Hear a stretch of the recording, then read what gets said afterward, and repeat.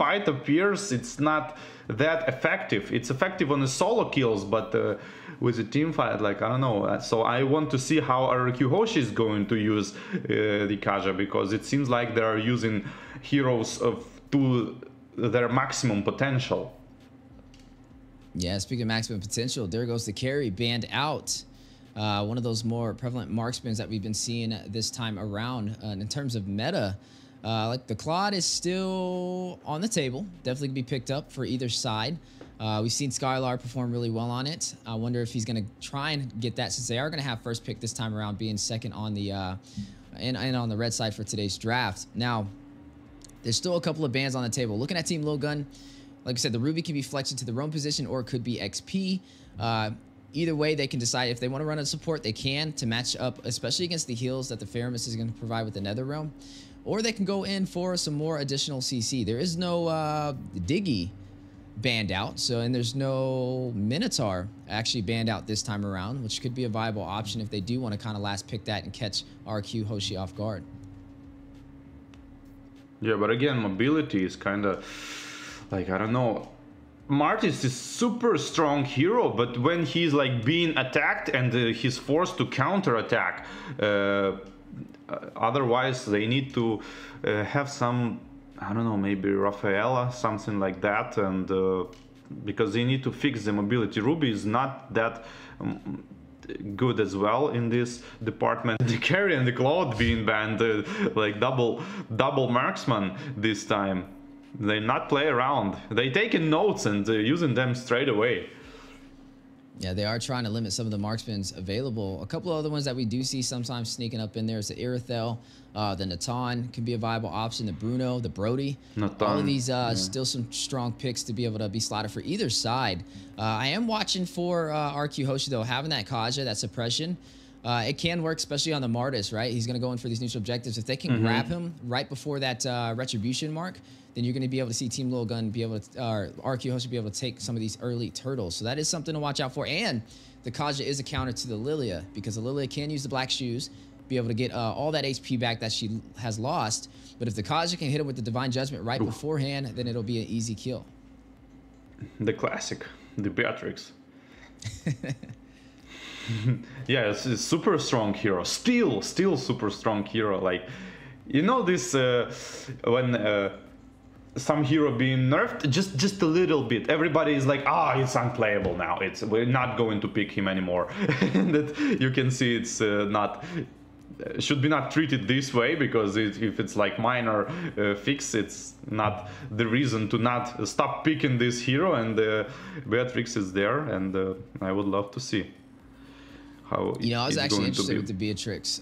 We don't see the Beatrix that often anymore inside of the NA side of things. Honestly, it's one of the least picked marksmen. You see usually the Bruno, the Irithel, the Claude, the Carry, the Natan, all usually picked before her. So be able to see this in the international scene, I want to see how it kind of plays out. But there goes the final pick on the side for Team LilGun. It will be the Ixia.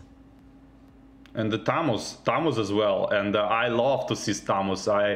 It's like, it's one of those heroes kind of like Lunox in my perspective, because it's every time it's good. Every meta is good. Like, he's win the lane, he pressured the lane, he's good at team fights, he's good in aggression.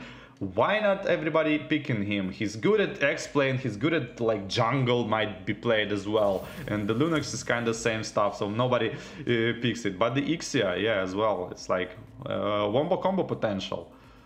The Wombo combo. Now, they are keeping things interesting for the side of RQ Hoshi. Right before the draft finished, we did see Lancelot picked up, which means it's going to be Assassin in the jungle. I haven't actually got to see a Lancelot game in a minute. I want to see if he can kind of dance around with them dashes, as we are going to be jumping into the Land of Dawn. But like we said, this is a best-of-3 group stage A, and we're seeing RQ Hoshi currently sitting with a possible match point for a sweep over Team LilGun, kind of leading the way for Indonesia up against Mongolia. Revving into the Land of Dawn. You see it right there, the virtual arena. As ladies and gentlemen, definitely support your favorite teams. Let us know which way you think this will go. Do we see the 2-0 sweep, or do we see a turnaround to even out the scoreboard 1-1? Team LilGun up against RQ Hoshi. Yes. typical start on the mid lane here. Farm is trying to burst down the minions and takes as much souls as possible and succeeding in this kind of things. Kaja staying on the mid lane, just showing up the enemy heroes. Is he going to work on the Tamus here? But Tamus is pushing the wave and going to not going to the mid lane. He's trying to get the jungle minion, but like, you know, the typical start. You know, it's funny. This is the first time I've seen a Thomas go up against a CC. So I'm going to be paying a very close attention to that bot side. But already some early aggression from Team LilGun. Massive damage. Lancelot with Thorn Rose is going to rush in. One more hit. Zara finds Bruce. But Octa very low as well. We'll get a double kill. Down goes Octa. Team LilGun. A possible secret weapon with the Martis pickup. We talked about how much potential he provides in the early game and 2 kills before the 2-minute mark.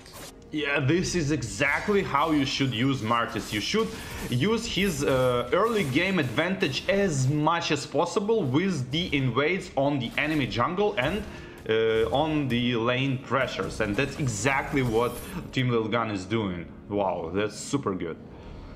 Yeah, this is definitely a different story that we've seen in game number 1. I mean, some early aggression is going to work in their favor. With Martis picking up 2 kills, he's definitely going to be ahead of Irad on the Lancelot. We are seeing this turtle spawn in the next 2 seconds, and you're already seeing Zara with the game plan to take this. He didn't have the best match with the Barats, but it's looking like a different story for him this time around. Yeah, but it's like too early to judge, like, you know, but it's a good start to like 1.5k gold lead already and working on that turtle. Ooh, and some now extra kills. Kill. Yeah, decimation. Being punished for his curiosity. Yeah, and Curiosity killed the cat, and Zara killed 3 cats so far. 3-0. This time killed the bird. Curiosity killed the bird. That is true, because I do have that Kaja. And speaking of the bird, Kaja, Bruce, that's 2 deaths that he's had so far. Definitely need to play a little bit more passive, especially being the roamer. He's kind of opening up the opportunity for Team LilGun to have a massive advantage in the early phase. Yeah, but this Lancelot is still dangerous, even though he's kind of in a disadvantage here, level 5 against almost level 7, and but still trying to fight for it, and it's pretty good to see. And now he's going to pay for this, like trying to steal. I mean, trying to not give the steal of this Ursa to the Martis, but being punished for that. Team LilGun seems like they reloaded. Yeah, and you're going to see Bruce off screen. He's going to catch Baybex. That's going to be the first kill for RRQ Hoshi. Irad finding his first death of the game. That is going to go over to Ethan on the Ruby. 4-1 lead, 3-kill lead for the side of Team LilGun, and now up by 2,000 gold. Some of those items popping up on the board as well, as you are seeing the Hunter Strike scythe be picked up from the Martis for that additional pin and mobility, already being such an early aggressive jungler. But look on the farm table, the Beatrix is dominating actually Ixia with that quite good gold lead at this point, and there's going to be a deciding factor, the fight, when Beatrix is going to join the fight and maybe burst somebody. Yeah, you see Baybex did pick up that Corrosion Scythe, so it'll be a little bit of slow alongside the Thomas. On top of that, looks like Skylar is going for that Blade of Despair. I mean, I did see a Legion Sword over there, so that may be possibly what he's trying to build up. It's going to be a little bit of a higher pricey item to be able to pull off, but once he gets it, it'll definitely deal some massive physical damage. Next turtle has been spawned in, though, and it looks like Zara is going to go in for it. He was able to take the last one and get a kill on top of it, and it looks like RRQ Hoshi won't be able to contest. Yeah, they absolutely won't be able to contest, and the red buff is probably going to be pressured as well. I want to mention a good dodge, the Ruby's ultimate on the Lancelot second skill, but didn't quite resolve anything. And here is the pressure on the Ixia as well, and being slowly farmed down, and now the RRQ Hoshi are trying to come back using this disadvantage on the Ixia. Yeah, Ixia, I mean, 0-2-0 right there. Definitely needing to find a way to get their marksman online. Kind of struggling to find the rhythm so far. You're going to go ahead and see on the bot side, though, Ruby going to go ahead and clear those minions.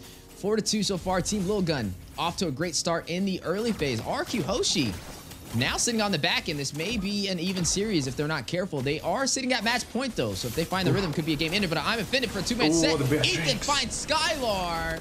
You're going to see them still battling it out inside of the tier 1 turret. Thorn Rose going down, the dash in, but no Phantom Execution to take down Ethan.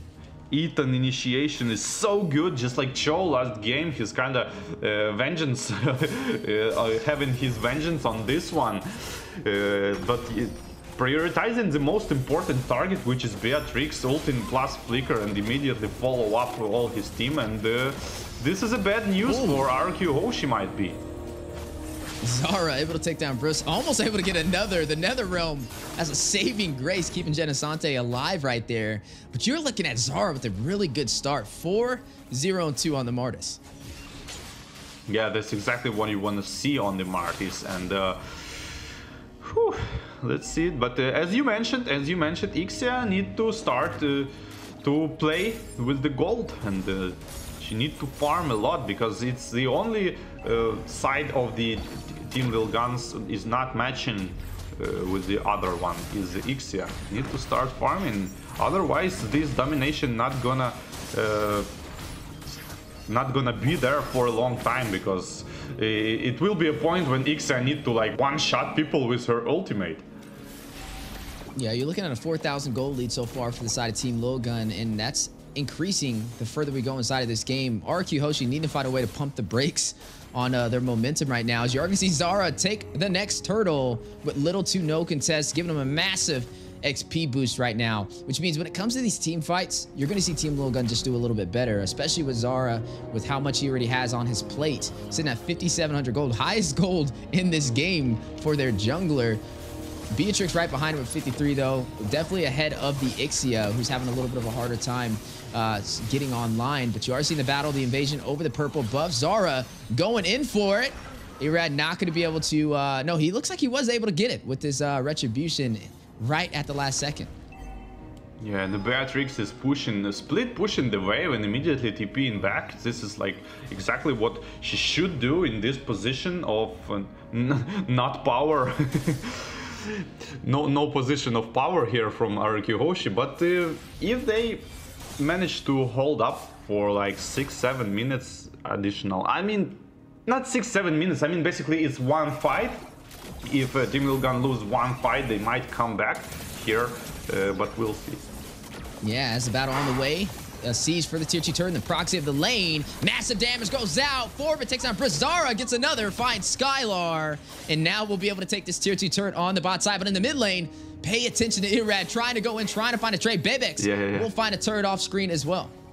That's exactly what they are doing in terms of like aggressive defense. Like, you know, they Team LilGun killing RRQ Hoshi people, but the Lancelot trying to even that out and like split push, defend, don't let them get the objectives because of that kills. And yeah, that's the right thing to do, to kind of drag the game a little bit, hold it for more minutes. Yeah, and right now, RRQ Hoshi trying to hold off Team LilGun from claiming even more real estate on today's match. Off to a great start with a 6-kill lead and also up by 5,000 gold as this Lord spawns in. So far, we haven't been able to see Team RRQ Hoshi be able to take any of these neutral objectives. Team LilGun just getting everything they came for, not asking any questions, and just handling their business at every stage of the early game. Can we see RRQ Hoshi turn this around? Divine Judgment goes out. Skylar gets the kill, takes down Forbid. We just talked about this. The Kaja being the counter for the Lilia. Oh, and the Lord is being contested probably. Lancelot is kind of far away, and the second skill with the Retribution gonna steal the Lord. It was so like, I can saw it from the far away, like, you know, he's like, oh, there's Lord there. Let me try to steal it. And like, and just took it. Skylar, though, on the chase, he wants Zara. You are going to see Aizen try and kite him. A little bit of an overextension, and Aizen will be able to get the kill, but Abraham will shut down Zara. Phantom Execution in. Thorn Rose connecting Bebex. 15% HP will make his way back into the tier 2 turret. And now the Lord intact, making his way down the mid lane. And you're looking at RRQ Hoshi turning this game around. Team LilGun now on the defense. Aizen very low, forced to go back. Forbid may not be able to get out of there. You're going to see Arad going in, trying to get the kill. Not able to close the distance on Aizen as he makes his way back to the base, and down goes the Lord. Ethan was a little bit hesitating with his ultimate because he cashed Lancelot with his second skill and he should ult immediately afterwards, but he ulted like a little bit longer, so it opens up a window for the Lancelot to dodge with the second skill, and that's exactly what he did. Yeah, you see, he was definitely on the chase. It was funny watching Skylar trying to chase down a kill, getting punished over there by Aizen, and then the same thing with Irad trying to find Aizen on his way out. Neither side able to kind of close that distance. But so far, 10-5. Even though RRQ Hoshi is behind in kills, they are now leading the way in terms of turrets, and the gold has almost equalized for both sides. Team LilGun up by 1,000, but in terms of map control, it is now favoring RRQ Hoshi. Yeah, I absolutely agree with this one. I'm just wondering why Team LilGun keep doing the same mistake. Like, they not focusing the heroes. They like going for these like 50-50 lords. I don't know.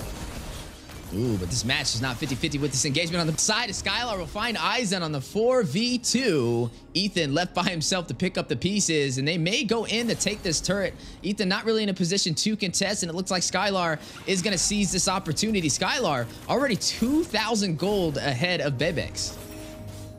Yeah, and the double ultimate on the Beatrix just to follow up Kaja's ultimate, Divine Judgment, and like so synchronized. Like as soon as Kaja ult, they're like grenades are flying in, and the pistols are already being loaded, ready to follow up, and the super fast kill. No vengeance for Tamus because it's impossible to use while being ulted with Kaja or Franco. And yeah, taking the full advantage out of that. And you are looking at the highest kills in the game so far, going over to Zara. Had a really good start on that Martis, now sitting 6-1-3 for the side of Team LilGun. But on RRQ Hoshi, even though they're not high on kills, their synergy is definitely coming alive as we are now officially in the mid game. They don't have the high mobility that we saw in game one, especially with that Benedetta rotating around and keeping Team LilGun on their toes, but they're making up for it with their IQ. Conceal play has been called out though from the side of Team LilGun, trying to rush in, trying to catch Genesante, but he puts on the skates and slides away, but hit over there by Ruby with the CC and massive damage going out. Mortar coils from Zara, trying to get a decimation off, Phantom Execution in. Irad will find Ethan, gets a double, shuts down Bebex, a 2-for-none trade, gets that triple, on his way to a possible Maniac as Octa will be able to find one as well. Forbid all by himself, trying to get away. RRQ Hoshi on the chase. Can they get him? No. He's gonna sandwich around. Irad not letting him go, showing no mercy. Black shoes though, a massive play to be able to escape the full team of RRQ Hoshi as they're now going in for a possible game ender. They have minions and only one member to go through, but Ethan will spawn in time for some additional CC. Do they try and close it out here? I'm not sure if they can pull it off, and it looks like they are now going to shift their focus onto this Luminous Lord. Wow, what a turnaround, like. And Lancelot was kind of reminding me of this game, like Checkers, you call it, right? When he was jumping on the minions, it was like like that kind of stuff.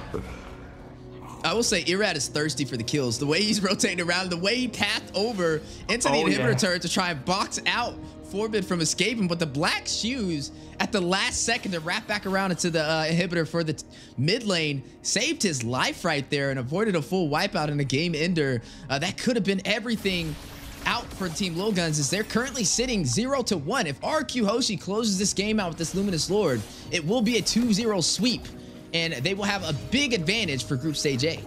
Yeah, Radis definitely want to like give them taste of their own medicine because of the early game. Like every time is invading his buffs, every time like harassing him into the jungle, and now they gonna pay for it. Yeah, Team LilGun backs against the wall.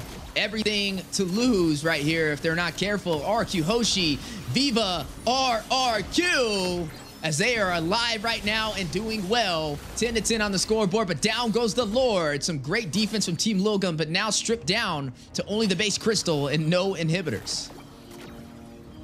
Yeah, RRQ Hoshi being able to defend all of the attacks of the Team LilGun. Only 3 towers are down, and the mid lane, like most important tower, is still up. And RRQ Hoshi maintain their composure and not being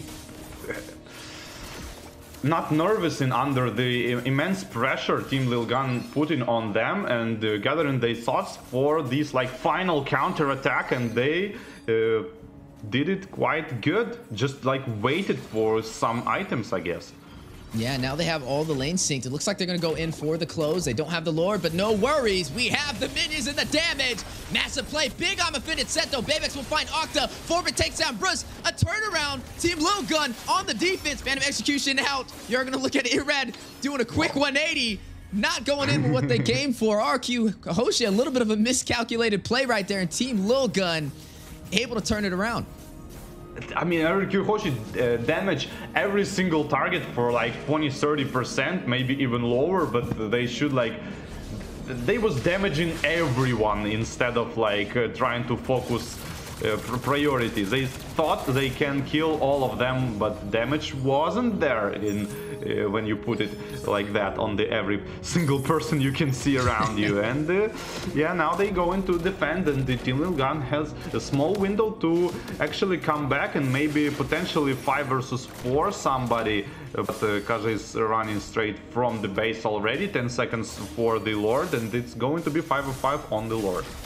Ooh, but the aggressive play, Genesante caught in the middle, uses the Winter Truncheon, but not gonna be able to hold him off. Second saving grace, Immortality, been procced, and he goes down. Zara with the decimation, one member falling for RRQ Hoshi. And now you're seeing some heavy focus in the mid lane. Luminous Lord spawned in, and Team LilGun with the advantage of numbers. Wow, insanely good, you know, the freeze into the immortality, and on top of that, Faramis tried to ult, but he actually like slipped a little bit, and the ult didn't proc on him with the immunity effect. It might be enough to survive or the counter attack, and the ultimate Divine Judgment goes into Martis and trying to follow up on Beatrix with the damage, but it's not enough. And now Martis is gonna keep working on the Lord. I don't know if it's a good idea or not, but Phantom Execution going in, trying to get the Lilia, but not gonna happen because of that Ruby with the spoke on the drop against Assassins is so good. Yeah, Irad did fall though, so there's no retribution for RRQ Hoshi, and now a possible opportunity with the numbers from Team LilGun to close this game out. Octa gets a kill, Zora takes down Skylar. That's gonna be a 2-for-2 trade so far. Looks like the numbers have equalized. RRQ Hoshi finding a way, finding a will. Burst will take down Forbid. 2 more members left to go through. Make it 1. Zora Immortality has been procced. May not be able to get out of there. Ringo order for the slow. Burst on his tail.